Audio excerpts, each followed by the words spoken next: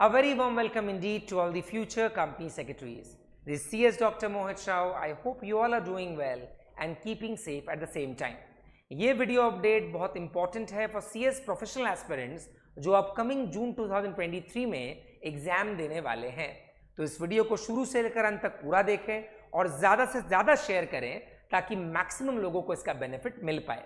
पर आगे बढ़ने के पहले अगर आप हमारे चैनल पे पहली बार आए हैं तो उसे सब्सक्राइब करना ना भूलें, लाइक बटन हिट करें and press the bell icon as well, because इससे बेहतर कंटेंट आपको और कहीं पर भी नहीं मिलने वाला। तो चलिए बढ़ते हैं इस वीडियो अपडेट के साथ। जैसा कि आप जानते हैं ICSI यानी द इंस्टीट्यूट टाइम पे specially before the examination supplements and notifications release करते हैं। ये सप्लीमेंट और नोटिफिकेशन बहुत इंपॉर्टेंट है और ये सिर्फ मेरा कहना नहीं है बल्कि पास्ट एग्जामिनीज का भी कहना है, बिकॉज काफ़ी कॉमन क्वेश्चंस इन सप्लीमेंट से आता है। तो मेरा ये पर्सनल सजेशन है, ओपिनियन भी है कि आप सप्लीमेंट्स को ज़रूर कवर करें बिकॉज ये बहुत फ्रूटफुल होने वाला है आपके रिजल्ट्स के लिए। आज के इस वीडियो अपडेट में हम एक सप्लीमेंट ही कवर करने वाले हैं जो कि CS फाइनल का सब्जेक्ट है, that is corporate funding and listing in stock exchanges.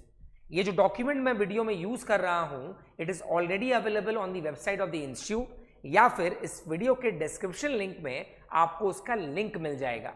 Description box में इसका लिंक आपको जरूर मिल जाएगा। तो देर किस बात की है, चलिए स्टार्ट करते हैं इस वीडियो अपडेट के साथ। सबसे पहले देखते हैं इसका इंडेक्स कि सप्लीमेंट में एग्जैक्टली क्या क्या कवर हो रहा है।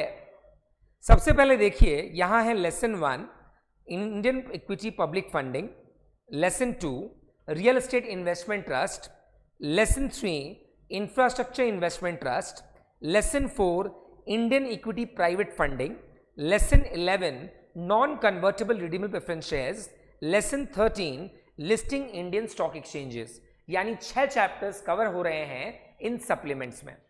6 चैप्टर्स का नाम सुनते ही आपको डर लग रहा होगा और अब बहुत बच्चे सोच रहे होंगे सर करेंगे तो करेंगे कैसे। अरे बेटा चिंता करने की कोई बात नहीं है, बिकॉज इस सप्लीमेंट में कोई ज्यादा मेजर कवरेज नहीं है एंड जो भी कवरेज होगा आई विल मेक श्योर कि लेक्चर के साथ ही आपका कवर हो जाए। तो जो इंस्ट्रक्शन हम आपको दे रहे हैं इस वीडियो लेक्चर के दौरान उसे फॉलो करें, फटाफट आप देखेंगे लेक्चर के साथ ही ये सप्लीमेंट पूरी तरह से कंप्लीट हो जाएगा। तो फटाफट मेन मटेरियल निकाल लीजिए और साथ में एक ब्लैंक पेपर और पेन या पेंसिल जरूर रखें।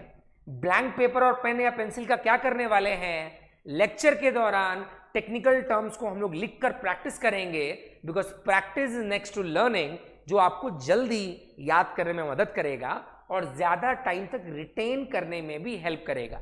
तो चलिए स्टार्ट करते हैं और हम लोग स्टार्ट करेंगे लेसन 2 के साथ। फटाफट आ जाइए लेसन 2। एक्चुअली में ये जो सप्लीमेंट है इसमें लेसन 2 और 3 क्लब करके दिया हुआ है। जैसा कि आप देख पा रहे हैं lesson 2 and 3 real estate investment trust and infrastructure investment trust यानी रेट्स एंड इनविट्स के बारे में अपने बात करेंगे। यहां पर आप पहले आ जाइए इस पर्टिकुलर पेज के ऊपर, एक रफ पेपर पे भी आप लिख लीजिए, पर लिखने के पहले सुनिए मैं क्या बोल रहा हूं। यह पर्टिकुलर नोटिफिकेशन कहता है कि इंडिविजुअल्स यानी इंडिविजुअल इन्वेस्टर्स अगर पब्लिक इशू ऑफ रेट्स या इनविट्स में एप्लीकेशन देना चाहते हैं, इंडिविजुअल इन्वेस्टर्स अगर पब्लिक इशू ऑफ रेट्स या इनविट्स में एप्लीकेशन देना चाहते हैं तो that is possible also through UPI unified payment interface, और एप्लीकेशन किया जा सकता है ऑफ अप टू ₹5 लाख। यानी ऑलमोस्ट 1 पन्ना 1.5 पन्ने का ये नोटिफिकेशन है जिसको हमने छोटे में समअप किया। ध्यान दीजिएगा, मैंने आपको बताया इंडिविजुअल इन्वेस्टर्स के लिए है ये, यानी मैं और आपके जैसे लोग। इंडिविजुअल इन्वेस्टर्स अगर public issue of REITs and InvITs में इन्वेस्ट करना चाहते हैं, एप्लीकेशन करना चाहते हैं, तो वो एप्लीकेशन कर सकते हैं थ्रू UPI और एप्लीकेशन का अमाउंट होगा अप टू मैक्सिमम ₹5 लाख। इसको आप लिख के प्रैक्टिस करिए। पहले फटाफट रफ पेपर में लिखिए, individual investors public issue of REITs and InvITs किससे पेमेंट करेंगे? यूपीआई के थ्रू। एप्लीकेशन का मैक्सिमम अमाउंट क्या है? 5 लाख। यानी ये जो अपडेट आया था ये इंडिविजुअल इन्वेस्टर्स के लिए आया था। टेक 30 सेकेंड्स, फटाफट लिख के प्रैक्टिस करें guys. Individual investors public issue of rates and invites UPI application of up to rupees 5 lakhs। यानी सारे टेक्निकल टर्म्स आपने लिख लिए हैं, आपको ध्यान में भी है। अब आते हैं इस नोटिफिकेशन में। अब इस नोटिफिकेशन को अगर आप देखें, हमने उन टेक्निकल वर्ड्स के थ्रू ही इस नोटिफिकेशन को याद कर लिया है। एकदम सिंपल है। इंडिविजुअल इन्वेस्टर्स क्या करना चाहते हैं? Public issue of REITs and InvITs में पैसा लगाना है। कैसे लगाएंगे? यूपीआई के थ्रू एप्लीकेशन कर सकते हैं up to the amount of rupees 5 lakhs। यानी जो आप देख रहे हैं यहां पे जो दिया है ऑलमोस्ट डन, और यहां पे जो दिया है ऑलमोस्ट डन, यानी पूरा एक पन्ना 2 सर्कुलर जो ये सप्लीमेंट कवर करता है हमने कर लिया है। वापस से एक बार देख लीजिए फटाफट। Individual investors public issue of REITs and InvITs UPI से पेमेंट होगा, एप्लीकेशन कर सकते हैं up to the amount of rupees 5 lakhs। यानी रेट्स का भी वही है, इन्विट्स का भी वही। वीडियो को पॉज करके आप चाहें तो सप्लीमेंट का ये वाला पेज पढ़ सकते हैं, otherwise we are good to move on. आइए फटाफट अब आते हैं अपने अगले नोटिफिकेशन की तरफ। यहां पर कहता है reduction of timelines for listing of units of privately placed InvITs. यानी इंफ्रास्ट्रक्चर इन्वेस्टमेंट ट्रस्ट का अगर आप प्राइवेट प्लेसमेंट करते हैं तो कितने दिन के अंदर उसकी लिस्टिंग करानी जरूरी है। यहां पर जो मैं बोल रहा हूं वो लिखिएगा। लिखिए reduce to 6 working days from 30 working days from the date of allotment। फटाफट लिखें guys. reduce to 6 working days from 30 working days from the date of allotment। यानी आगे 30 वर्किंग डेज था, उसको रिड्यूस करके 6 वर्किंग डेज कर दिया गया है। There has been a change, there is a change, जहां पर 30 वर्किंग डेज को रिड्यूस करके 6 वर्किंग डेज कर दिया गया है अगर प्राइवेटली प्लेसमेंट होता है ऑफ इन्विट्स। अगर आपको उसकी लिस्टिंग करवानी है तो 6 वर्किंग डेज के अंदर करवाना पड़ेगा। लिख लिया क्या? फटाफट हाथ चलाओ।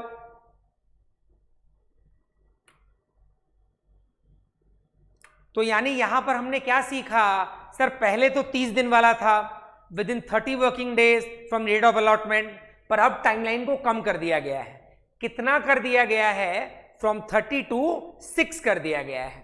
आइए फटाफट देखिए इस नोटिफिकेशन में, पहले आपका 30 था, अब यह वाला पार्ट अगर पढ़ें, ये कहता है hence as a part of the continuing endeavour to streamline the process of allotment and listing of units, it has been decided to reduce the time taken for allotment and listing of units of privately placed infrastructure investment trust after the closure of issue to 6 working days as against the present requirement of 30 working days। यानी जैसा आपने note किया from 30 working days अब ये हो चुका है 6 working days. यानी 2 प्रोविजन एकदम अच्छे से हमने कवर कर लिए। 2 क्या 3 सर्कुलर। पहला कौन सा था? सर पब्लिक इशू में अगर अप्लाई करना है किसको? इंडिविजुअल इन्वेस्टर को। पब्लिक इशू किसका? रेट्स का, इन्विट्स का। तो किया जा सकता है सर यूपीआई के थ्रू। यूपीआई के थ्रू हो सकता है an application of amount up to rupees 5 lakhs। यानी रेट्स का भी वही, इन्विट्स का भी वही। उसके बाद हमने बात किया कि सर अगर प्राइवेटली प्लेसमेंट करना है, अगर प्राइवेट प्लेसमेंट कर किए हैं हम लोग इन्विट्स का, किसका? इन्विट्स का, तो कितने दिन के अंदर लिस्टिंग करना पड़ता है? अगर हम प्राइवेटली प्लेसमेंट किए हैं, प्राइवेट प्लेसमेंट किए हैं इनविट्स का, तो कितने दिन के अंदर उसका लिस्टिंग होना चाहिए? The answer is very simple sir, पहले 30 वर्किंग डेज था from the date of allotment, पर अब 30 वर्किंग डेज है क्या? नहीं सर, इसको रिड्यूस करके 6 वर्किंग डेज कर दिया गया है। तो अब हम लोग क्या करेंगे, 1 मिनट का टाइम देंगे, फटाफट इस सप्लीमेंट से इस 1.5 पन्ने को पढ़ लीजिए ताकि याद और कंफर्म हो जाए और रिटेनशिप भी आगे बढ़ पाए। फटाफट आ जाइए गाइस, पढ़ना चालू करें। 1 मिनट टू यू।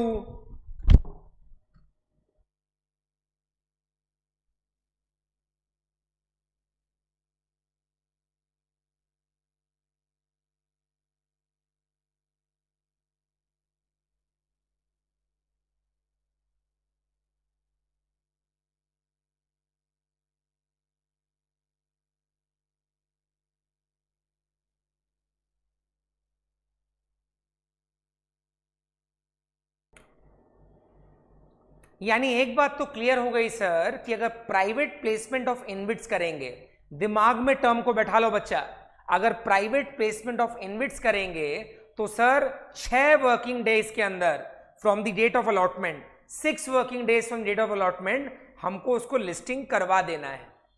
अब अपने बात करेंगे रिगार्डिंग प्रेफरेंशियल इशू और institutional placement of REITs and InvITs.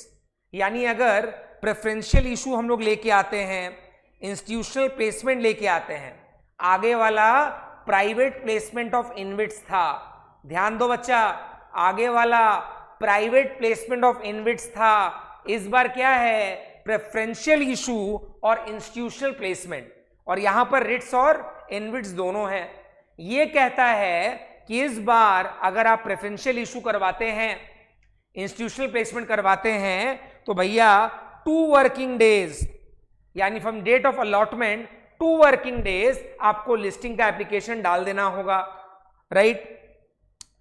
However if fails to list the unit with a specified time, यानी 2 वर्किंग डेज के अंदर अगर लिस्टिंग नहीं होती और ये आपका डिफॉल्ट चलते रहता है, यानी 2 वर्किंग डेज के अंदर लिस्टिंग नहीं हुई, तब क्या होगा, then within 4 working days from the date of allotment पैसा रिफंड करना पड़ेगा। यानी 2 working days from date of allotment listing करना होगा, अगर लिस्टिंग नहीं हुई तब तो विद इन 4 वर्किंग डेज पैसा पूरा वापस करना पड़ेगा। मान लो 4 दिन निकल गया, पैसा वापस नहीं किए, तब क्या होगा, तब जो डायरेक्टर्स हैं, एम्प्लॉइज हैं, कंप्लायंस ऑफिसर है, they will be in default, तो they will be severally and jointly liable, jointly and severally liable for the same, और उनको इंटरेस्ट देना पड़ेगा ऑफ 15% पर एनम। वापस से एक बार बता देते हैं, ध्यान दीजिएगा, here we are talking about preferential allotment और इंस्टीट्यूशनल प्लेसमेंट, प्रेफरेंशियल अलॉटमेंट और इंस्टीट्यूशनल प्लेसमेंट। तो यहां पहले बोलता है 2 वर्किंग डेज के अंदर लिस्टिंग होना चाहिए, 2 वर्किंग डेज के अंदर लिस्टिंग होना चाहिए। अगर 2 वर्किंग डेज के अंदर नहीं हुआ तो 4 वर्किंग डेज के अंदर पैसा रिफंड करना पड़ेगा। 2 वर्किंग डेज के अंदर लिस्टिंग होना चाहिए, अगर 2 वर्किंग डेज के अंदर लिस्टिंग नहीं हुआ तो 4 वर्किंग डेज के अंदर फ्रॉम डेट ऑफ अलॉटमेंट, जो लाइन है from the date of allotment वो कॉमन है लिस्टिंग के केस में, यानी ऊपर में 6 वर्किंग डेज था, फिर भी from the date of allotment 2 working days है from the date of allotment, 4 working days है from the date of allotment, यानी 2 वर्किंग डेज के अंदर अगर लिस्टिंग नहीं होता है तो 4 वर्किंग डेज के अंदर आपको रीपे करना पड़ेगा जिनसे जिनसे पैसा लिया है। अगर पैसा रिटर्न करने में, रिफंड करने में देरी होगी तो 15% एनम के हिसाब से ब्याज देना पड़ेगा। यानी अगर वापस से अगर देखा जाए, लिस्टिंग खत्म करनी है 2 वर्किंग डेज के अंदर, अगर नो यानी नहीं हो पाया तो रिफंड करना पड़ेगा 4 वर्किंग डेज के अंदर। From date of allotment. 4 working days निकल गए, अभी भी किसी का पैसा देना अगर बाकी है तो 15% पर एनम के हिसाब से ब्याज लगेगा। तो 15% पर एनम के हिसाब से ब्याज लगेगा, और जो भी ऑफिसर इन डिफॉल्ट है, डायरेक्टर है, एम्प्लॉय है, they will B jointly and severally liable. Full screen कर रहा हूं, एकदम गौर से सुनिएगा फॉर द लास्ट टाइम। यानी अगर अपने इंस्टीट्यूशनल प्लेसमेंट प्रेफरेंशियल अलॉटमेंट कर रहे हैं, किसका किसका, दोनों रिट्स और इनविट्स का, तो 2 वर्किंग डेज के अंदर, 2 वर्किंग डेज के अंदर, किस दिन से, from the date of allotment आपको लिस्टिंग करवाना पड़ेगा। 2 वर्किंग डेज के अंदर from the date of allotment आपको लिस्टिंग करवाना पड़ेगा। अगर 2 वर्किंग डे निकल गया और अभी भी लिस्टिंग नहीं हुआ तो 4 वर्किंग डेज के अंदर, यानी एडिशनल 2 डेज के अंदर आपको रिफंड करना पड़ेगा सब पैसा। अगर आप रिफंड कर लेते हैं तो अच्छी बात, अगर आप रिफंड नहीं कर पाते ये 4 दिन के अंदर, तो भैया 15% पर एनम के हिसाब से इंटरेस्ट पे करना पड़ेगा। यानी 2 वर्किंग डेज, 4 वर्किंग डेज, 15% पर एनम। डिफॉल्ट में जो ऑफिसर्स हैं जॉइंटली एंड सेवरली लायबल। इसके पहला जहां 6 वर्किंग डेज वाला पढ़ा था, that was private placement of InvITs. ये वाला क्या है, 2, 4, 15%, इट इज इंस्टीट्यूशनल प्लेसमेंट और preferential allotment of REITs and InvITs. Clear है? फटाफट आ जाइए इस पर्टिकुलर अमेंडमेंट के तरफ, सर्कुलर के तरफ, और एक बार इसे गो थ्रू करें, रीड करें एक बार। I am giving you time, यानी 2 वर्किंग डेज के अंदर लिस्टिंग करना है। अगर 2 वर्किंग डेज के अंदर लिस्टिंग नहीं हुआ तो 4 वर्किंग डेज के अंदर रिफंड करना पड़ेगा, और 4 वर्किंग डेज के अंदर रिफंड नहीं हुआ तो 15% पर एनम के हिसाब से ब्याज देना पड़ेगा।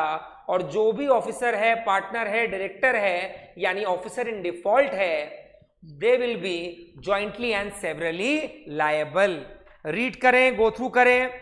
6 वर्किंग डेज ऊपर के तरफ है जहां प्राइवेट प्लेसमेंट ऑफ इनविट्स हो रहा है, यहां पर प्रेफरेंशियल इशू है और इंस्टीट्यूशनल प्लेसमेंट है of both REITs and InvITs. 2 working days, 4 working days, 15% पर एनम इंटरेस्ट। फटाफट गो थ्रू करें, रीड करें, लिखकर प्रैक्टिस करें, ज्यादा बेहतर होगा।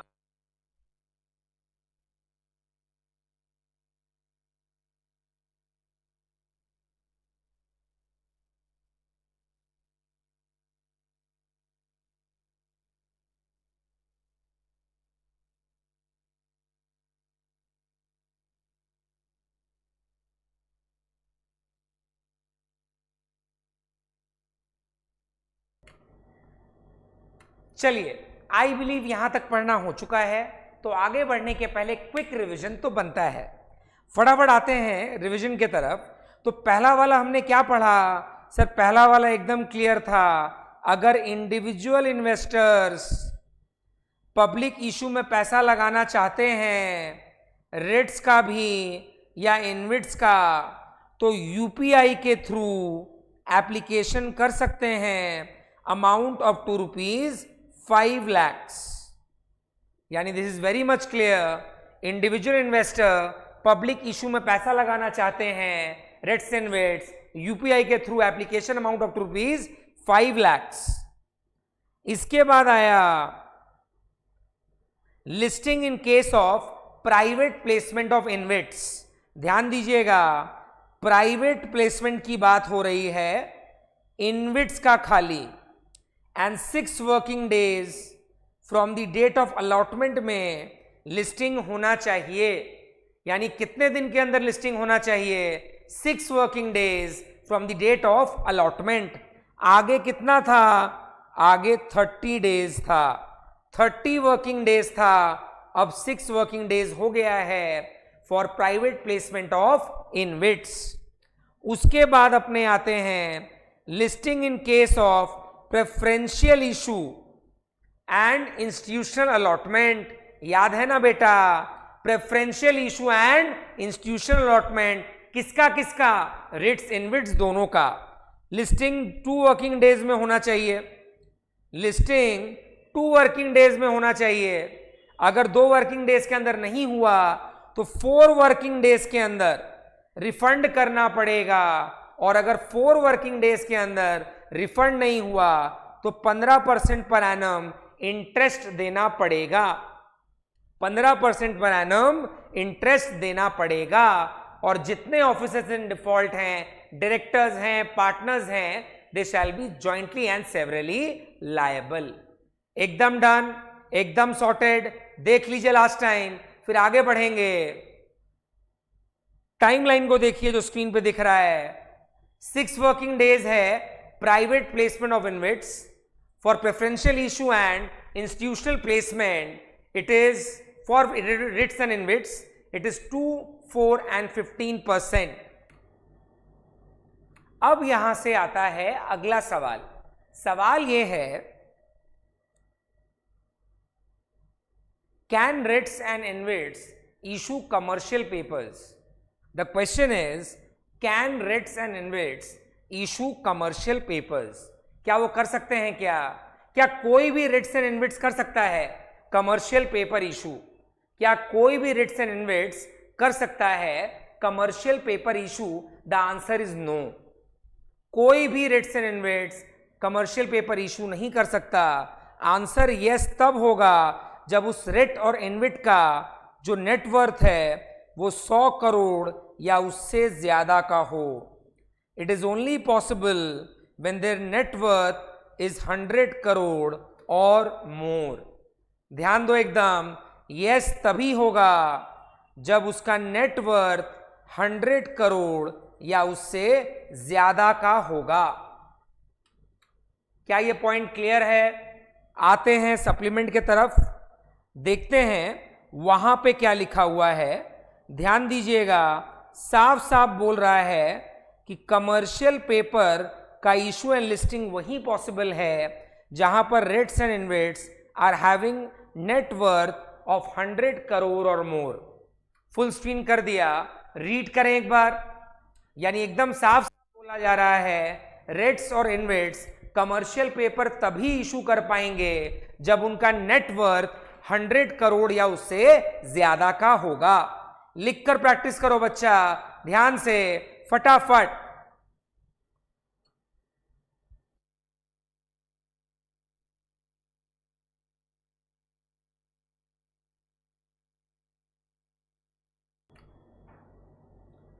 अब आते हैं अगले सर्कुलर के तरफ। यहां पे लिख लीजिए इंपॉर्टेंट, और देखिए यहां पे क्या लिखा हुआ है। आवाज फॉलो करेंगे, रफ पेपर पेन हाथ के पास हो ताकि लिखकर प्रैक्टिस करना आसान हो जाए। We are talking about SEBI issues amendment to guidelines for preferential issue and institutional placement of units by a listed InvIT or RIT. SEBI wide the circular has amended the guidelines for preferential issue and institutional placement of units by listed InvITs RITs which were issued white circular dated so and so. इसको काट दीजिए, दरकार नहीं है, खाली आपको ये line याद रखना है। Through this circular, the bar of minimum listing period of 12 months required in case of issuance of units through institutional placement is removed. यानी जो 12 महीने का लिस्टिंग रिक्वायरमेंट का कंपल्शन था उसे हटा दिया गया है। वापस से इस लाइन को देखो, साफ साफ कह रहा है minimum listing period of 12 months. ध्यान दीजिएगा, minimum listing period of 12 months required in case of units through institutional placement has been removed, and the unsubscribed portion of the units can be allotted to the sponsor with the following condition. यानी पहला बात तो 12 महीना का minimum listing requirement हटा दिया गया है। इंस्टीट्यूशनल प्लेसमेंट में जो 12 महीने का मिनिमम रिक्वायरमेंट था उसको हटा दिया गया है। उसके बाद क्या कहता है कि जो अनसब्सक्राइब पोर्शन है वो स्पॉन्सर को दे सकते हैं, provided the following conditions are being fulfilled. ध्यान दो बच्चा, एकदम ध्यान दो, ब्लैंक पेपर पेन निकाल लो, लिख लो वहां पर minimum listing period of 12 months, minimum listing period of 12 months removed. एकदम अच्छे से याद करो, minimum listing period of 12 months removed through institutional placements और unsubscribe portion of the units can be allotted to the sponsors. यानी यहां पर term आया स्पॉन्सर्स, जो अनसब्सक्राइब पोर्शन है वो स्पॉन्सर्स को दे पाएंगे कब? Number 1, at least 90% of the issue size has been subscribed. Number 2, issue should be made for acquisition of asset from that sponsor. Number 3, units allotted should be locked in period for a period of 3 years from date of trading approval. Number 4, approval of unit holder has been taken before allotting the unsubscribed portion of the unit. यानी simple तरीका है, 2 phase में 2 चीजें याद करनी है। सबसे पहला है सर जो मिनिमम रिक्वायरमेंट ऑफ 12 मंथ्स है, minimum requirement of listing of 12 months है, उसको हटा दिया गया है in case of institutional placement. Minimum requirement of listing of 12 months has been removed. दूसरा बोलता है कि जो अनसब्सक्राइब पार्ट अगर बच गया है सर, अनसब्सक्राइब पार्ट अगर बच गया है तो उसको स्पॉन्सर को दे सकते हैं। अनसब्सक्राइब पार्ट, सब्सक्राइब पार्ट नहीं, अनसब्सक्राइब पार्ट अगर बच गया है तो उसको स्पॉन्सर को दे सकते हैं अगर फॉलोइंग कंडीशंस आर फुलफिल्ड। अगर फॉलोइंग कंडीशंस आर फुलफिल्ड तो अनसब्सक्राइब पार्ट को स्पॉन्सर को दे दो। Number 1, 90% of the issue size has been subscribe. 90% of the issue size has been subscribe. 3 साल तक लॉक इन पीरियड होगा, 3 साल तक लॉक इन पीरियड होगा from the date of the trading approval. Next, approval of the unit holder is required before making the allotment. यानी जो 3 important conditions हैं, number 1, at least 90% of the unit has been subscribe. Number 2, 3 साल तक आपका lock in period होगा from the date of approval of trading, 3 साल तक lock in period. तीसरा इंपॉर्टेंट पॉइंट, यूनिट होल्डर्स का अप्रूवल लगेगा बिफोर अलॉटिंग। क्या ये पार्ट क्लियर है? फटाफट एक बार गो थ्रू करें फिर आगे बढ़ेंगे। यानी minimum listing requirement of 12 months has been done away with, ध्यान दो बेटा, minimum listing requirement of 12 months has been done away with in case of institutional placement. उसके अलावा अनसब्सक्राइब पार्ट को हम लोग स्पॉन्सर्स को दे सकते हैं प्रोवाइडेड कंडीशंस फुलफिल हो। 3 इंपॉर्टेंट कंडीशंस क्या है? Number 1, at least 90% of the issue size has been subscribe. At least 90% of the issue size has been subscribed. Number 2, unit hold allotted should be locked in for a period of 3 years. 3 साल तक lock इन है from the date of trading approval. Number 3 important, approval of unit holders are required before making the allotment. And at last but not the least, the issue should be made for acquisition of assets from that sponsor. Clear है? चलो 1 minute का time और दिया, एक बार और revise करो starting से जो सर्कुलर्स हम लोग करते हुए आए हैं, वापस रिवाइज करोगे, रिटेन होगा, लंबा चलेगा। फटाफट 1 minute time given to you, फटाफट।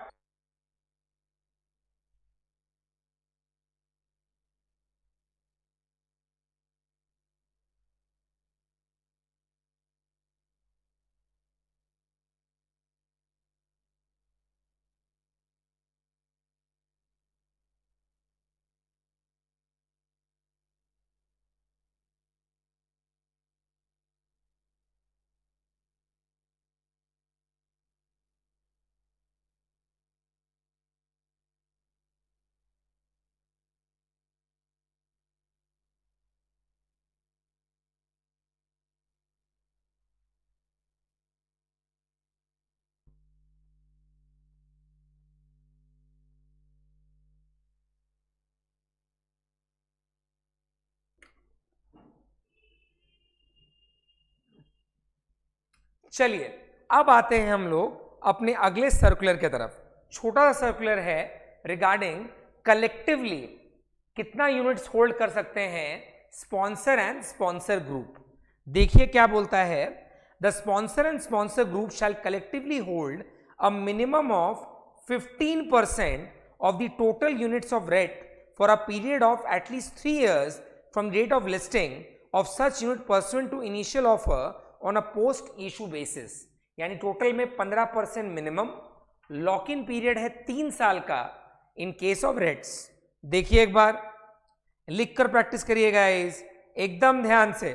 यानी स्पॉन्सर बोले या स्पॉन्सर ग्रुप बोले, स्पॉन्सर बोले या स्पॉन्सर ग्रुप बोले, कलेक्टिवली स्पॉन्सर बोले या स्पॉन्सर ग्रुप बोले, collectively hold a minimum of 15% of the total units of RET for a period of at least 3 years. यानी 3 साल का लॉक इन पीरियड दिया हुआ है और यहां पे कहता है collectively sponsor and sponsor group. ध्यान देना, sponsor and sponsor group minimum 15% hold करेगा. Sponsor and sponsor group minimum 15% hold करेगा. ध्यान से वापस, स्पॉन्सर स्पॉन्सर ग्रुप कलेक्टिवली 15% 3 साल का लॉक इन पीरियड. ध्यान से बेटा, स्पॉन्सर स्पॉन्सर ग्रुप कलेक्टिवली 15% 3 साल का लॉक इन पीरियड. 30 सेकेंड्स का टाइम दिया, लिख के प्रैक्टिस करो फटाफट. जितना लिखोगे उतना इफेक्टिवली याद होगा. Sponsor and sponsor group collectively 15% 3 साल का होल्डिंग पीरियड.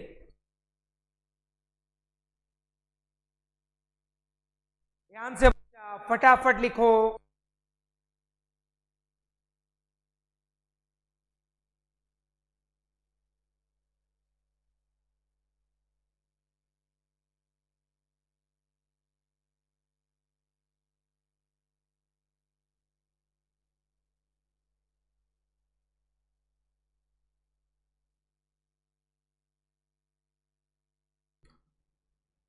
चलिए अब आते हैं इसी के अगले पार्ट में, जो कि सेम चीज रिपीट कर रहा है. Provide that any holding of the sponsors and sponsor group exceeding the minimum holding shall be held for a period of at least 1 year from the date of listing of such units. यानी कभी भी अगर आप exceeding the minimum limit अगर आप hold करते हैं तो इन दैट केस स्पॉन्सर और स्पॉन्सर्स ग्रुप का must be held for a lock in period of at least 1 year from the rate of listing of such units. यानी मिनिमम 15% का है, अगर वो एक्सीड करता है, आई रिपीट मिनिमम 15% का है, अगर वो एक्सीड करता है तो मिनिमम 1 ईयर तक आपको होल्ड करना पड़ेगा from rate of such listing. चलिए ये वाला पार्ट भी डन. अब देखिए आगे एक छोटा सा प्रोविजन है, no InvIT shall make a private placement of unlisted shares. No InvIT shall make a private placement of unlisted shares. लिख लीजिए ये भी, इसमें और कुछ करने का रिक्वायरमेंट नहीं है. मेरी रिक्वेस्ट रहेगी बच्चों से, अगर अभी यहां तक आपने कवर कर लिया है, वीडियो को पॉज कर लीजिए और एक बार यहां तक रिवाइज कीजिए. 2-3 मिनट लगेगा, मैक्सिमम 5 मिनट लगेगा. रिवाइज कर लीजिए, एकदम श्योर हो जाइए, फिर आगे बढ़ चलेंगे. बढ़ते हैं आगे की तरफ और अगला है ये वाला पॉइंट, जहां अपने बात कर रहे हैं guidelines for large value fund for accredited investors under SEBI alternative investment fund. यहां पर बस मार्किंग लीजिए एक बार.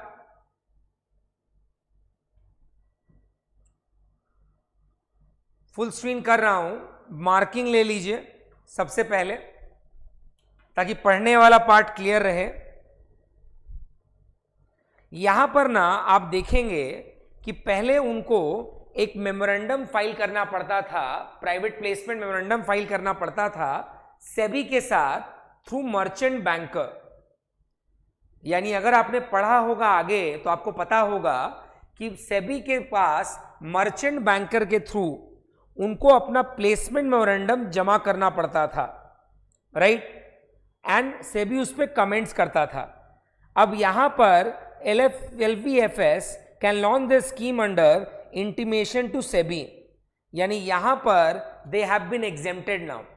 जो प्लेसमेंट मेमोरेंडम जमा करना पड़ता था थ्रू मर्चेंट बैंकर, उससे अब वो लोग एग्जेम्प्ट हैं।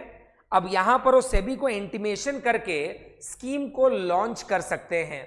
देखिएगा एक बार, ये वाला पार्ट और ये वाला पार्ट जो मार्क किया है, पहले वही पढ़िए, फिर आगे चलेंगे।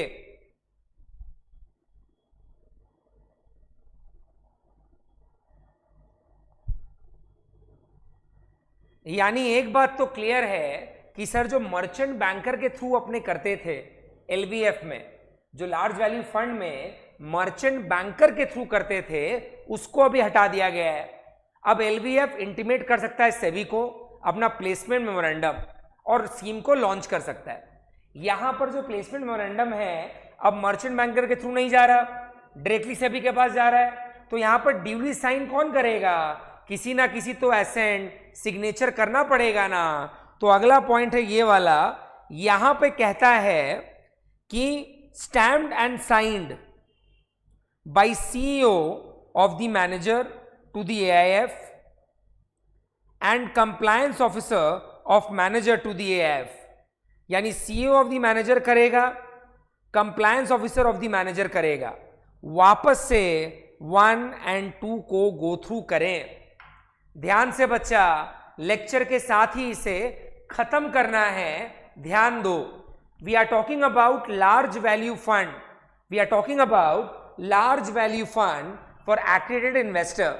यहां पर पहले क्या होता था? मर्चेंट बैंकर के थ्रू, यहां पे पहले क्या होता था? मर्चेंट बैंकर के थ्रू हम लोग सेबी को जमा करते थे, यानी एलवीएफ्स।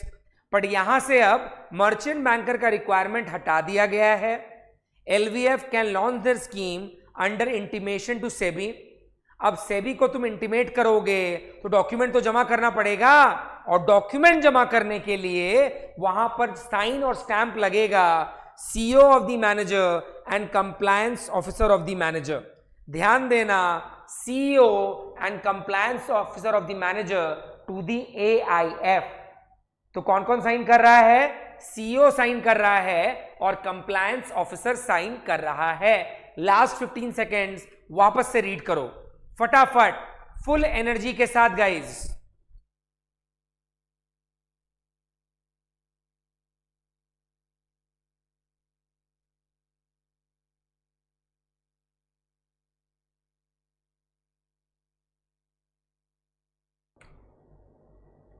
यानी यहां पर साइनिंग वाला पार्ट वाज इंपॉर्टेंट, कि साइन कौन कर रहा है, स्टैम्प कौन कर रहा है। तो CEO of the manager to the AIF and compliance officer of the manager to the AIF. अब यहां पर ना जो अगला पॉइंट है, पॉइंट नंबर 3 इस सर्कुलर में, ये बहुत ऑब्वियस वाला है कि भैया एक कंप्लायंस ऑफिसर अपॉइंट करना पड़ेगा, एक कंप्लायंस ऑफिसर अपॉइंट करना पड़ेगा जो कंप्लायंस का मॉनिटरिंग करेगा। यानी कंप्लायंस ऑफिसर आप अपॉइंट करेंगे जो कंप्लायंस का मॉनिटरिंग करेगा। Appointment of compliance officer. अब सवाल ये उठता है कि सर कंप्लायंस ऑफिसर कौन बनेगा? अब हमको वो बता दीजिए। देखो यहां पे, all AIF shall ensure that the manager to the AIF designates an employee or director as compliance officer who shall be a person other than CEO of the company। यानी CEO of the manager तो होगा, ऐसा नहीं है कि आपने CEO appoint कर दिया तो कंप्लायंस ऑफिसर अपॉइंट नहीं करना, या फिर कंप्लायंस ऑफिसर अपॉइंट कर दिया तो CEO अपॉइंट नहीं करना, दोनों ही होना चाहिए। The compliance officer shall be responsible for monitoring compliance. यानी कंप्लायंस ऑफिसर सिंपल सी बात है, लीगल स्ट्रक्चर, लीगल काम को फॉलो करेगा। सीईओ रखना है, साथ में कंप्लायंस ऑफिसर भी रखना है। कंप्लायंस ऑफिसर कोई भी हो सकता है, एम्प्लॉय, डायरेक्टर, यानी एम्प्लॉय भी हो सकता है, डायरेक्टर भी हो सकता है, कोई दिक्कत वाली बात नहीं है। तो वापस से अगर हम फॉलो करें, हमने यहां पर क्या सीखा? आवाज को फॉलो करना एकदम गौर से। We were talking about large value funds, aggregate investors वाला, जहां पर क्लियरली बोला गया कि आगे मर्चेंट बैंकर के थ्रू आपका प्लेसमेंट मेमोरेंडम सेबी के पास जाता था। अब इसको एग्जेम्प्ट कर दिया गया है। अब ये कहता है कि LVFs can launch their scheme after intimation to SEBI. They can launch their scheme after intimation to SEBI. अब प्लेसमेंट मेमोरेंडम जमा करके कमेंट्स लेकर कुछ काम नहीं करना, सेबी को इंटीमेट किया, लॉन्च कर दिया। यहां पर जो डॉक्यूमेंट जमा हो रहा है वो साइन कौन करेगा? वो साइन करेगा CEO of the manager to the AIF and the compliance officer of the manager to the AIF. Compliance officer क्या काम करता है? Compliance monitoring. कौन होगा कंप्लायंस ऑफिसर? एम्प्लॉय और डायरेक्टर। सीईओ अलग है, कंप्लायंस ऑफिसर अलग, और दोनों को होना पड़ेगा। Is that clear? Last 15 seconds एक बार 1 2 3 पॉइंटर रीड कर लें। और इसके पहले हमने क्या पढ़ा था? इसके पहले हमने पढ़ा था no InvIT shall make a private placement of unlisted shares. किधर गया ये? खो गया, खो गया, खो गया, खो गया, मिल गया। No InvITs can make the private placement of unlisted shares. Last 15 seconds फटाफट तीनों पॉइंटर्स पढ़ डालिए, फिर आगे बढ़ चलेंगे।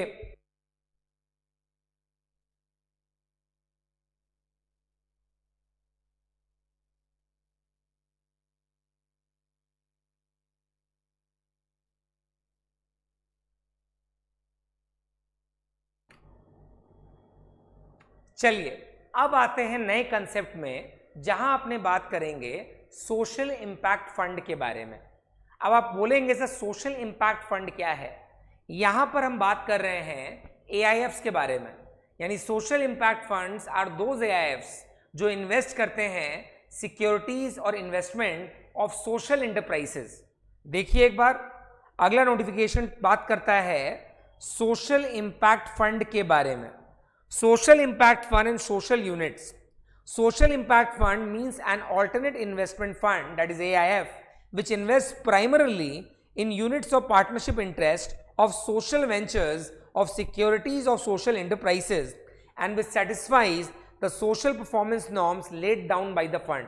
यानी जो फंड होता है वो सोशल परफॉर्मेंस नॉर्म को जस्टिफाई करता है कि भैया हम ये काम करेंगे, इससे मेरा सोशल एक्सेप्टेबिलिटी होगा और सोशल परफॉर्मेंस होगा। यानी social impact fund are those funds which are AIFs which invest primarily in securities units of partnership interest of social ventures of securities social enterprises and which satisfies the social performance norms laid down by the fund. फटाफट एक बार इसको लिखकर practice करिए। Keywords होंगे यहां पर AIF, social ventures, securities of social enterprise. फटाफट ध्यान से फटाफट लिखें guys. Social impact fund AIFs होते हैं which invest primarily in securities units of partnership interest of social ventures और securities social enterprise and which satisfies social performance norms laid down by the fund. फटाफट हाथ चलाएं। Lecture के साथ ही हमको ये सप्लीमेंट खत्म करना है। Please make a point, lecture के साथ ही सप्लीमेंट खत्म करना है। एंड बेस्ट तरीका है लिखकर प्रैक्टिस करने का, तो ही याद रहेगा, रिटेन रहेगा। Social impact fund AIF which primarily invest in securities और partnership interest of social enterprises, जो लोग आपका social performance let down norms को फुलफिल करते हैं। लास्ट 30 सेकेंड्स वापस से रीड करें, आगे बढ़ा जाएगा। Social ventures, securities of social enterprise AIF in which private placement of unlisted shares नहीं कर सकते।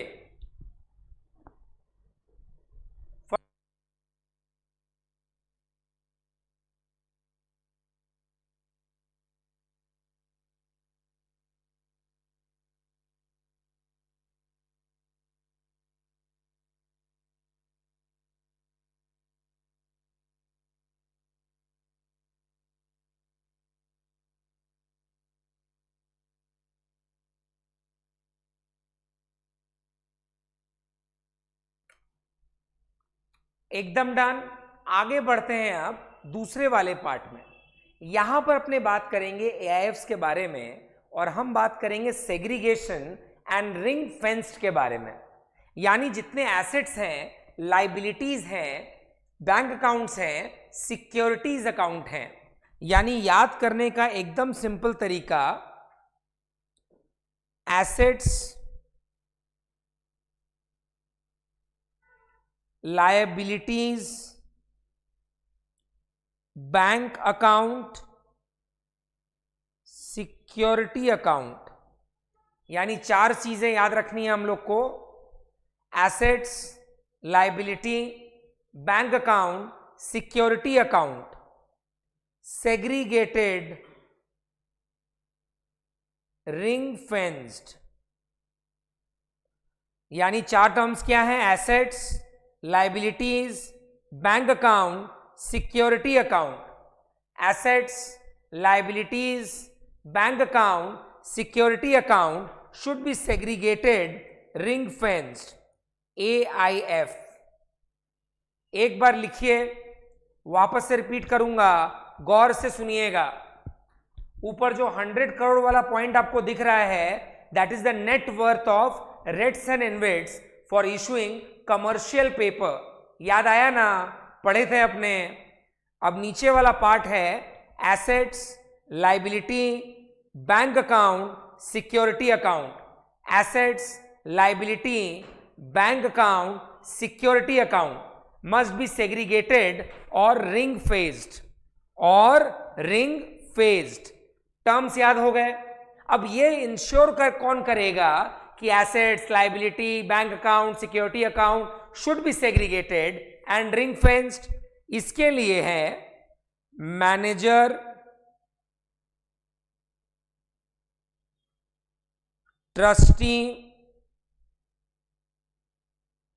Trustee company, board of directors, designated partners. वापस से ध्यान दो, कौन कौन इंश्योर करेगा क्या? Assets, liabilities, bank account, security account. Assets, liabilities, bank account, security account shall be segregated and ring fenced, shall be segregated and ring fenced। और यहां पे कहता है ये इंश्योर करेगा manager, trustee companies, board of directors, designated partners. वापस से short में अगर लिखने जाएं, assets, liabilities, security account, bank account must be segregated और रिंग फेंस्ड।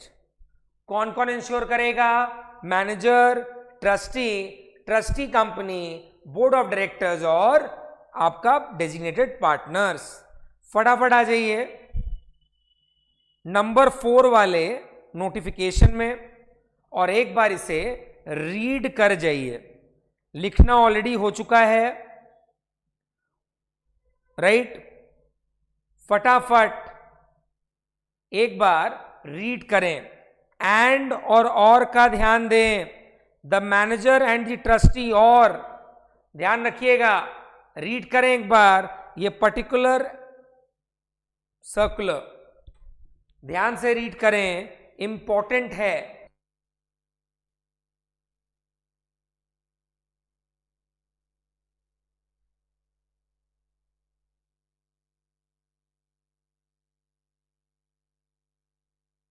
करें गाइस ध्यान से। Asset, liability, bank account, security account, segregated, ring fenced, the manager and the trustee और द ट्रस्टी कंपनी और द बोर्ड ऑफ डायरेक्टर्स और the designated partners. फटाफट read कर लें।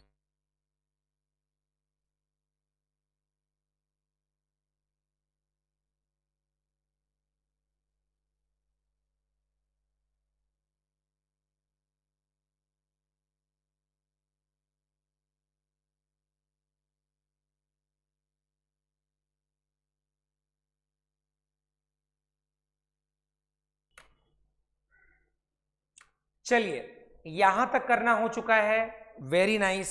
नीचे आते हैं लेसन नंबर 11 में, आप बस लिखिए रीड। एक बार सिंपल रीडिंग करिएगा इन 2 पेजेस का, that will be all. Extra effort कुछ नहीं देना। और अपने आएंगे लेसन नंबर 13 में। पर लेसन नंबर 13 करने के पहले बेहतर होगा लेसन नंबर 1 करना। यानी अब बचा है हमारा लेसन 13 एंड लेसन 1। तो अपने स्ट्रेट अवे आएंगे लेसन 1 पे। आप भी अपने सप्लीमेंट पे लेसन 1 पे आ जाइए फटाफट। मीनवाइल अगर किसी बच्चे को लगता है कि सर मुझे रिवाइज करना है वापस से, तो बेटा ऑप्शन एकदम क्लियर है, वीडियो को पॉज करके आप रिवाइज कर सकते हैं। फटाफट आ जाइए लेसन नंबर 1 पे। Indian equity public fund, very important. Social stock exchange वाला जो टॉपिक है वो बहुत इंपॉर्टेंट है फॉर द अपकमिंग एग्जामिनेशन। बहुत हॉट टॉपिक है ये, तो क्वेश्चन आने के चांसेस इससे हमेशा रहेंगे। आइए देखते हैं इस सप्लीमेंट में क्या दिया हुआ है। सबसे पहला बात कहता है a social stock exchange means a separate segment of a recognized stock exchange having nationwide trading terminals permitted to register not-for-profit organization or list the security issued for not-for-profit organization in accordance with the regulation। अब यहां पर बेटा ध्यान देना कि ये normal stock market से अलग है। पहला चीज क्लैरिटी रखिए कि सोशल स्टॉक एक्सचेंज थोड़ा नॉर्मल स्टॉक मार्केट से अलग है। ये बेसिकली है नॉट फॉर प्रॉफिट ऑर्गेनाइजेशन के लिए, ये ज्यादातर है नॉट फॉर प्रॉफिट ऑर्गेनाइजेशन के लिए, यानी नॉन प्रॉफिट ऑर्गेनाइजेशन के लिए। यहां पर नॉन प्रॉफिट ऑर्गेनाइजेशंस अपने आप को लिस्ट करवा सकते हैं ताकि वो फंड रेज कर पाएं, या फिर जो लोग ऑलरेडी फंड रेज कर चुके हैं वो लोग भी अपने आप को लिस्ट करवा सकते हैं। तो क्या सर फंड रेस करने के लिए ही सिर्फ लिस्टिंग होती है? ऐसा बिल्कुल नहीं है। जो फंड नहीं भी रेस करना चाहते हैं वो भी अपने आप को लिस्ट करवा सकते हैं। एक बार पहले इस डेफिनेशन को देखिए, separate segment of recognised stock exchange. Separate segment, जैसा कि मैंने बोला, ये नॉर्मल स्टॉक एक्सचेंज से अलग कंसेप्ट है। Majorly this is for not for profit organisation. हालांकि एप्लीकेबिलिटी में थोड़ा एक नाम और आपको दिखेगा, बट अभी के लिए मोटा मोटा याद रखिए, it is for not for profit organisation. ध्यान दीजिएगा, it is mostly for not for profit organisation. ये एक अलग सेगमेंट है ऑफ स्टॉक एक्सचेंज। क्लियर है? तो कीवर्ड क्या है? Separate segment of recognized stock exchange not for profit organization। आइए नीचे एप्लीकेबिलिटी ऑफ द चैप्टर। अब यहां पर पहला एप्लीकेबिलिटी आता है, दूसरा भी देखिए, कॉमन नाम है not for profit organisation. We are talking about the applicability of the chapter. आपको ध्यान देना पड़ेगा, नॉट फॉर प्रॉफिट ऑर्गेनाइजेशन दो बार है। एक वो है जो लोग सिर्फ अपने आप को रजिस्टर करना चाहते हैं, जैसा मैंने बताया। दूसरे वो हैं जो रजिस्टर के साथ साथ फंड भी रेस करना चाहते हैं। ध्यान दो बच्चा, only get registered and raise fund. यानी यहां पर जो कॉमन टर्म है that is not for profit organisation. We are talking about social stock exchange which is a separate segment of recognized stock exchange। ध्यान देना बेटा, we are talking about social stock exchange which is a separate segment for recognized stock exchange। अगर applicability की बात करें, it is mostly for, बेटा ध्यान दे, it is mostly for not for profit organization। यानी मेजरली अगर देखा जाए it is for not for profit organisation. और जो लोग अपने आप को लिस्ट करना चाहते हैं लिस्ट करा लें, फंड रेस करना कंपलसरी नहीं है। तो दो तरह के ऑर्गेनाइजेशन हुए यहां पर, एक नॉट फॉर प्रॉफिट ऑर्गेनाइजेशन में है who only want to register, दूसरा है जो रजिस्टर के साथ साथ फंड भी रेस करना चाहते हैं। तीसरा कैटेगरी है for social profit social enterprise. यानी प्रॉफिट तो है बट सोशल एंटरप्राइज है, जो अपने आप को आइडेंटिफाई करना चाहते हैं एज अ सोशल एंटरप्राइज। यानी अगर आपसे एग्जाम में पूछा कि बेटा एप्लीकेबिलिटी ऑफ द चैप्टर के बारे में बताओ कि ये सोशल स्टॉक एक्सचेंज जो कंसेप्ट है किसके किसके लिए फायदेमंद है, किसके किसके लिए एप्लीकेबल है। तो आप क्या बोलेंगे सर? आप बोलेंगे सोशल स्टॉक एक्सचेंज। एकदम ध्यान दीजिएगा, एक है नॉट फॉर प्रॉफिट ऑर्गेनाइजेशन। इसमें दो पार्ट, एक सिर्फ रजिस्टर करना चाहते हैं, एक रजिस्टर के साथ फंड रेस करना चाहते हैं। नॉट फॉर प्रॉफिट ऑर्गेनाइजेशन में दो कैटेगरीज हैं, एक सिर्फ रजिस्टर करना चाहते हैं, दूसरा रजिस्टर के साथ फंड रेस करना चाहते हैं। एक आ गया फॉर प्रॉफिट सोशल एंटरप्राइज, लिख के प्रैक्टिस करोगे इजी रहेगा। For profit social enterprise we are talking about the applicability. For profit social enterprise, ये अपने आप को as a social enterprise identify कराना चाहते हैं, ये अपने आप को as a social enterprise identify कराना चाहते हैं। अगेन टेक 1 मिनट का टाइम, 1 मिनट का टाइम सॉरी, और एक बार इसे गो थ्रू करिए। Separate segment, recognised stock exchange, not for profit organisation, कुछ रजिस्टर कराएंगे, कुछ रजिस्टर ऑफ फंड, दोनों रेस करेंगे। फटाफट कवर करें, रीड करें, टेक्निकल टर्म को लिखकर ध्यान रखें।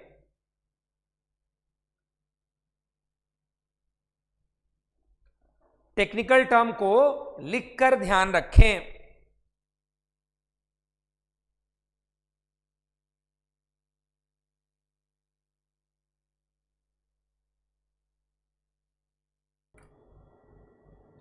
चलिए अब बढ़ते हैं आगे। अब सवाल यह आता है कि सर ये तो सोशल स्टॉक एक्सचेंज है, इसको एक्सेस कौन करेगा, किस तरह के इन्वेस्टर्स इसमें पार्टिसिपेट करेंगे? The answer is institutional and non institutional investors. Mark कर लीजिए, the answer is institutional and non institutional investors. और यहां पर स्टॉक एक्सचेंज को जो गवर्न करेंगे उसे कहते हैं social stock exchange governing council, यानी institutional and non institutional investor social stock exchange governing council. ध्यान देना बेटा, we are talking about who can access this market. It is institutional investors and non institutional investors. दूसरा part है कि social stock exchange को govern कौन करेगा? The answer is social stock exchange governing council. एकदम परफेक्ट। आइए नीचे की तरफ। अब ये वाला पार्ट है वेरी इंपॉर्टेंट, ये वाला पार्ट है very important. Eligibility condition for being identified as a social enterprise. ये क्वेश्चन आ सकता है या तो डायरेक्टली या फिर आएगा केस स्टडी के फॉर्म में। तो पहला पॉइंटर कहता है कि वो नॉट फॉर प्रॉफिट ऑर्गेनाइजेशन और for profit for social enterprise can be identified as a social enterprise अगर उनका प्राइमरी है सोशल इंटेंट, अगर उनका प्राइमेसी है ऑफ द सोशल इंटेंट, यानी इंटेंट अगर आपका सोशल है तो भैया चांसेस है आप सोशल एंटरप्राइज बन सकते हैं। इंटरेस्टिंग बात देखना, not for profit organisation for social profit for social enterprise, एक है नॉट फॉर प्रॉफिट ऑर्गेनाइजेशन, दूसरा है प्रॉफिट फॉर सोशल एंटरप्राइज। दोनों ही ट्राई कर सकते हैं to become a social enterprise. यानी वापस से देखिए, वापस से रिपीट करता हूं मैं, not for profit organisation for profit social enterprise, not for profit organisation for profit social enterprise. अगर उनका प्रीमिसी है सोशल इंटेंट का तो वो लोग एलिजिबल हो सकते हैं। और यहां पर कहता है प्रीमिसी ऑफ सोशल इंटेंट तो ठीक है, पर आपको इसमें से एक एक्टिविटी करना पड़ेगा, यानी दो कंडीशंस दिए हैं। Condition number 1, primacy of the social intent. बेटा ध्यान दे, पेपर पे लिख कर स्क्रिबल कर primacy of the social intent, और दूसरा है कि लिस्ट ऑफ एक्टिविटीज में से एक एक्टिविटी एटलीस्ट करना पड़ेगा। पहला है प्रिमेसी ऑफ द सोशल इंटेंट, दूसरा है इन एक्टिविटीज में से एक एक्टिविटी करना पड़ेगा। नॉट फॉर प्रॉफिट ऑर्गेनाइजेशन भी एलिजिबल है सोशल एंटरप्राइज बनने के लिए, और प्रॉफिट फॉर सोशल एंटरप्राइज भी एलिजिबल है सोशल एंटरप्राइज बनने के लिए।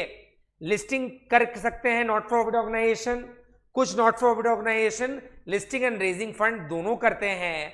Profit for social enterprise register करवाते हैं to be identified as social enterprise. क्या क्या एक्टिविटीज हैं? Eradicating hunger, poverty, mail nutrition, promoting health, mental health care, sanitation, making available safe drinking water, promotion of education, employability, livelihoods and वगैरह वगैरह। यानी generally सामाजिक काम जो होता है, समाज के लिए जो काम होता है, उनको इसमें से एक काम करना पड़ेगा। टेक 1 मिनट टाइम, फटाफट पॉइंटर्स को वापस देखिए। एक बार पढ़ने के पहले जान जाइए कि सोशल स्टॉक एक्सचेंज को गवर्न करेगा, रेगुलेट करेगा social stock exchange governing council. किस तरह के इन्वेस्टर्स यहां पे होंगे? इंस्टीट्यूशनल इन्वेस्टर्स और नॉन इंस्टीट्यूशनल इन्वेस्टर्स। अगर किसी को अपने आप को सोशल एंटरप्राइज बुलवाना है तो वो नॉट प्रॉफिट ऑर्गेनाइजेशन भी हो सकता है, फॉर प्रॉफिट सोशल एंटरप्राइज भी हो सकता है। नंबर 1 होगा प्रिमेसी ऑफ द सोशल इंटेंट, दूसरा कहता है एक समाज सेवा का काम करना पड़ेगा, इसमें पॉवर्टी, हंगर हटाना, livelihood, employment, sanitation, available drinking water provide करना पड़ेगा। क्या आपने रीड कर लिया यहां तक? बढ़ा जाए आगे फटाफट। ऊपर के तरफ जब एप्लीकेबिलिटी पढ़ रहे थे आपने देखा ना, नॉट फॉर प्रॉफिट ऑर्गेनाइजेशन का 2 पार्ट, एक सिर्फ रजिस्टर कराता है, दूसरा रजिस्टर और रेस फंड दोनों करता है। प्रॉफिट फॉर सोशल एंटरप्राइज सिर्फ अपने आप को सोशल एंटरप्राइज की तरह आइडेंटिफाई करवाना चाहता है। एकदम परफेक्ट। मार्किंग ले लीजिए जो स्क्रीन पे आप देख पा रहे हैं, अपने आगे बढ़ चलेंगे।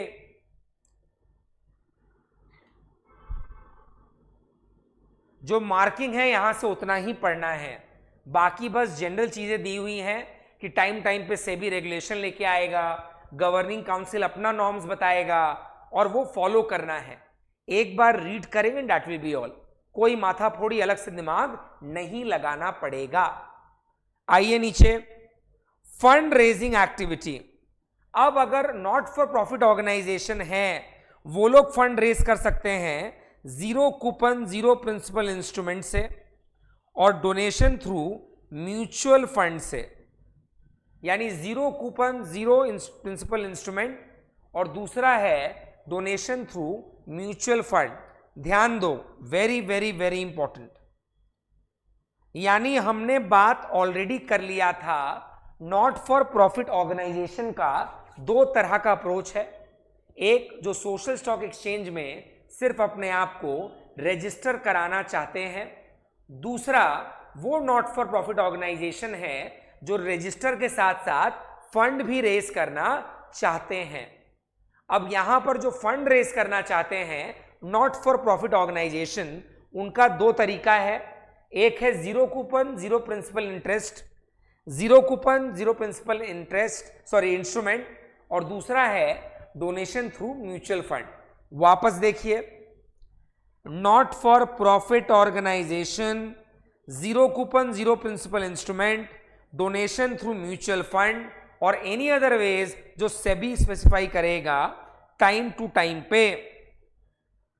फॉर प्रॉफिट सोशल एंटरप्राइज जो है वो इक्विटी इंस्ट्रूमेंट दे सकता है, डेट इंस्ट्रूमेंट दे सकता है। एक बार इन दोनों को अच्छे से रीड करें, मैं वापस से टाइम दे रहा हूं, सुन लीजिए गौर से। Not for profit organization, not for profit organization आपका इशू करते हैं zero coupon, zero principal instrument, zero coupon, zero principal instrument, और पैसा रेज करते हैं डोनेशन थ्रू म्यूचुअल फंड। तीसरा पॉइंट था सेबी नया नया तरीका बताएगा फ्रॉम टाइम टू टाइम। फिर वहीं पर अगर अपने बात करें फॉर प्रॉफिट सोशल इंटरप्राइज, एक तो डेट सिक्योरिटीज है, एक आपका इक्विटी शेयर्स है ऑन द मेन बोर्ड। फटाफट एक बार इसे रीड करें। Equity debt, zero coupon, zero principal instrument, donation through mutual fund. मेरा सजेशन रहेगा लिखकर प्रैक्टिस करें गाइस। अगर लिख के करेंगे याद इफेक्टिवली होगा। फटाफट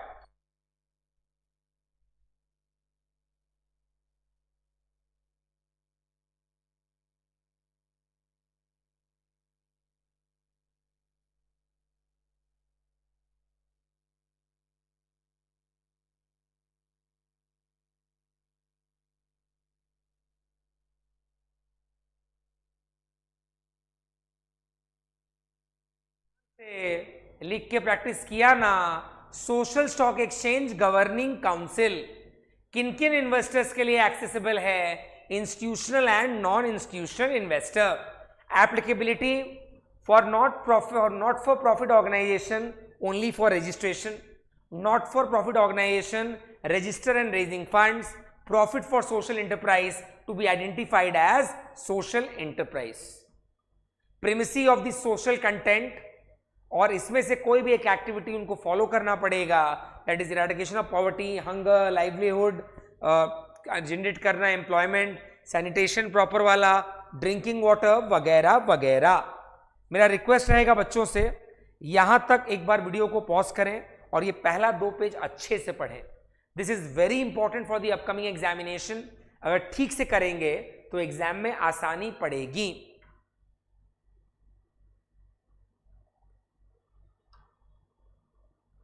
आते हैं अब नीचे वाले पार्ट में, social stock exchange for registering with the stock exchange and disclosure requirements. File इसको मार्क कर लीजिए, इसमें कुछ एक्स्ट्रा रॉकेट साइंस नहीं है। इस वीडियो के डिस्क्रिप्शन बॉक्स में जो मेन आपका सर्कुलर था रिगार्डिंग स्टॉक एक्सचेंज वाला, वो भी मैंने शेयर कर दिया है। अगर आपको टाइम मिले तो उस सर्कुलर में एक टेबल दिया हुआ है, उस टेबल को एक बार गो थ्रू जरूर करिएगा। आते हैं नीचे,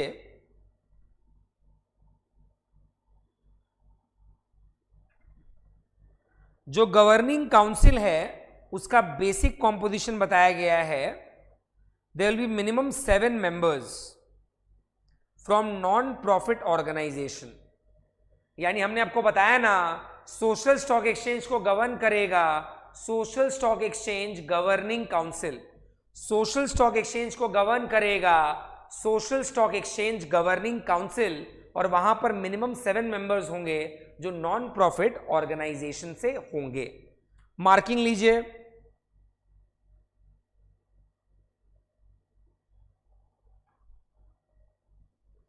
ये जो काउंसिल है ये एंटायर सोशल स्टॉक एक्सचेंज को रेगुलेट करेगी, उसका ऑपरेशंस देखेगी, रजिस्ट्रेशन देखेगी, फंड रेजिंग देखेगी, डिस्क्लोजर्स देखेगी। यानी we are talking about social stock exchange governing council, जो सोशल स्टॉक एक्सचेंज को रेगुलेट करेगी, ध्यान देगी। इसमें मिनिमम 7 मेंबर्स होंगे फ्रॉम नॉन प्रॉफिट ऑर्गेनाइजेशन, और काउंसिल का मेजर काम होगा ऑपरेशंस इन स्टॉक एक्सचेंज देखना, रजिस्ट्रेशन देखना, फंड रेजिंग करना और डिस्क्लोजर्स के बारे में ध्यान देना। कितने मेंबर्स होंगे? Minimum 7 members from non profit organization. एकदम परफेक्ट।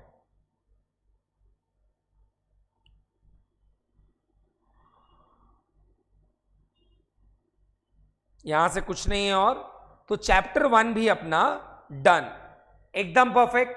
तो यानी अब अपने आएंगे चैप्टर 13 में। We are almost towards the end of the supplement. कभी भी आपको लगता है सर मेरे को रिवाइज करना है, टेक्निकल वर्ड्स रिकॉल करने हैं, लिख कर प्रैक्टिस करना है, तो वीडियो को पॉज कर लें। एक बार मैं वापस से आपसे कहूंगा, लेक्चर खत्म होने के बाद एक बार सप्लीमेंट पूरा एक बार तो रीड करना बनता है। ज्यादा प्रेशर नहीं लेना है, एक बार रीड करना बनता है, and that will be all for the supplement point of view. ठीक है ना? आते हैं नीचे चैप्टर 13 में। Lesson 13, listing Indian stock exchanges. एक बार देख लो हेडिंग अच्छे से। इसमें भी तुम देखोगे ना, सोशल स्टॉक एक्सचेंज के बारे में काफी ज्ञान दिया हुआ है। यहां पे भी आप देखेंगे सोशल स्टॉक एक्सचेंज के बारे में काफी ज्ञान मोटा मोटा दिया हुआ है। देखिए एप्लीकेबिलिटी में आ जाइए। The provision of this chapter 9A shall apply to a for profit social enterprise whose designated securities are listed on the applicable segment of the stock exchange and a not for profit organization that is registered on social stock exchange। यानी यहां पर we are covering both for profit organization, for profit social enterprises and दूसरा not for profit organization। यहां पर देखिए 60 days का time limit दिया है। देखो क्या बोलता है, a not for profit organization registered on stock exchange including a not for profit organization whose designated security are listed on social stock exchange shall be required to make annual disclosures। Interesting बात, चाहे आप fund raise करते हो या ना करते हो, अगर आप रजिस्टर्ड हैं तो ये एनुअल डिस्क्लोजर करना पड़ेगा। ध्यान दो, annual disclosures on the matter specified by the SEBI within 60 days from the end of financial year। ध्यान दीजिएगा एकदम गौर से, we are talking about over here annual disclosures और 60 दिन का टाइम दिया हुआ है। we are talking about annual disclosure और 60 दिन का टाइम दिया हुआ है। तो मोटा मोटा कहता है कि after the end of the financial year 60 दिन के अंदर, बेटा ध्यान देना, जो आगे हमने 60 दिन के बारे में पढ़ा था दैट वाज वर्किंग डेज, यहां पर नॉर्मल डेज बोला है। दो चीजें ध्यान देनी है, एक है एनुअल डिस्क्लोजर के बारे में और एक है 60 डेज नॉट वर्किंग डेज। अगर आप ध्यान दे रहे हैं तो याद करने में आसानी होगी।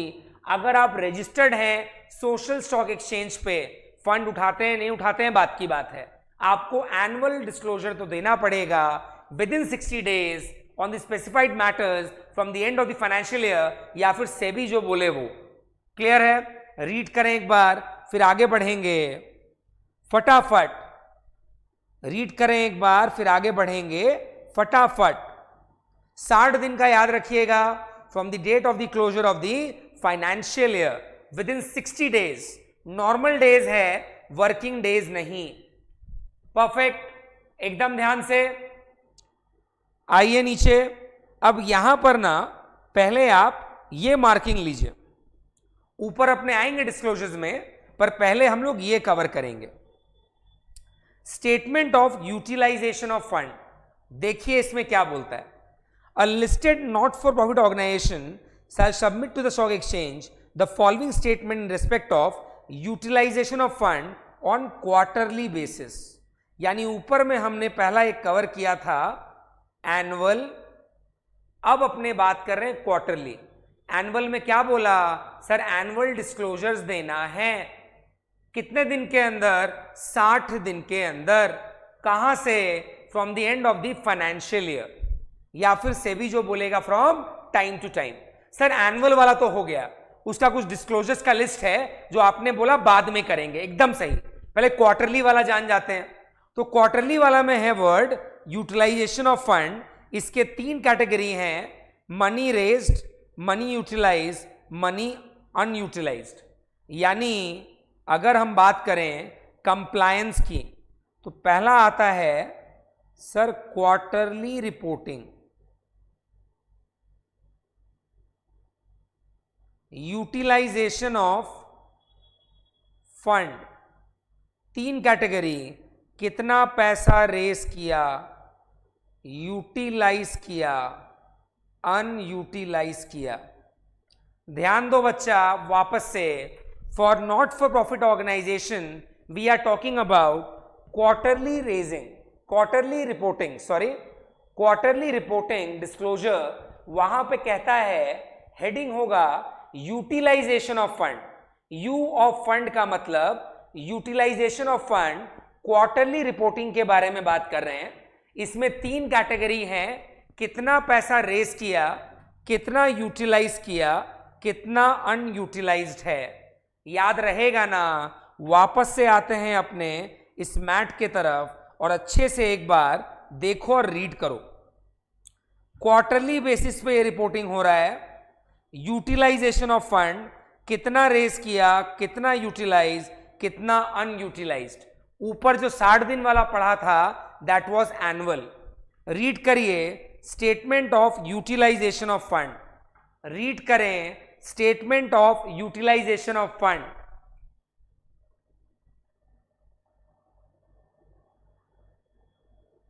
ध्यान से रीड करें, 30 सेकेंड्स टू यू। एकदम केयरफुली पढ़ें, याद कर लेना है एकदम, बाद के लिए कुछ भी नहीं छोड़ना।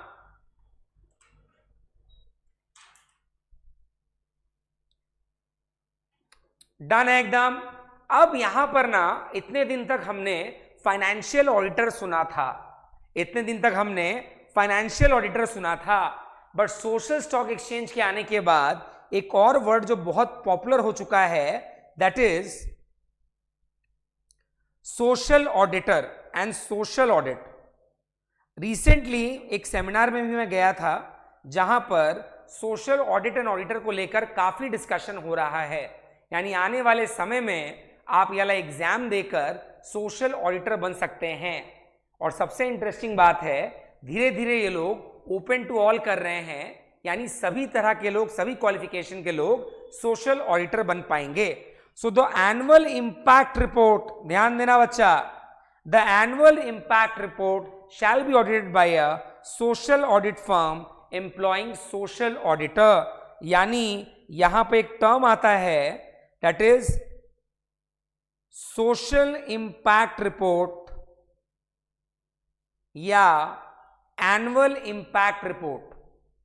सोशल इंपैक्ट रिपोर्ट या एनुअल इंपैक्ट रिपोर्ट, इसका ऑडिट कौन करेगा? सोशल ऑडिटर का फर्म जो सोशल ऑडिटर रखा है। क्या ये पॉइंट क्लियर है? Annual impact report shall be audited by social audit firm जो सोशल ऑडिटर रखा है। सॉर्टेड? सोशल ऑडिटर वाला पॉइंट क्लियर। क्वार्टरली रिपोर्टिंग किसका है? यूटिलाइजेशन ऑफ फंड, उसमें money raised, money utilised, money unutilised. एकदम perfect. So the last portion is ये वाला intimation and disclosure of social enterprise of events और इंफॉर्मेशन टू स्टॉक एक्सचेंज। यहां पर general चीजें ही बताई गई हैं, कोई रॉकेट साइंस नहीं है। मटेरियल इवेंट्स के बारे में बात होगा, अलग अलग एक्टिविटीज के बारे में बात होगा, तो ये आपका सिर्फ रहेगा होमवर्क। यानी इस लेक्चर के खत्म होते ही आप सबसे पहले ये वाला पार्ट रीड करेंगे और मेरे ख्याल से सप्लीमेंट्स के मेजर पोर्शंस क्लियर हैं अब। यानी जिन बच्चों ने लेक्चर के साथ लिख कर प्रैक्टिस करी, टेक्निकल वर्ड्स को बार बार रिपीट किया, they are in a comfortable position with the given supplement. तो इस सप्लीमेंट में बस इतना ही। डिस्क्रिप्शन बॉक्स में रिक्वायर्ड डॉक्यूमेंट आपको मिल जाएंगे। I wish you all the best for the upcoming examination. अच्छे से एग्जाम दीजिए, हौसला बनाए रखिए और एफर्ट्स को और डबल कर दीजिए। This was CS Dr. Mohit Shah signing off for the day. Take care.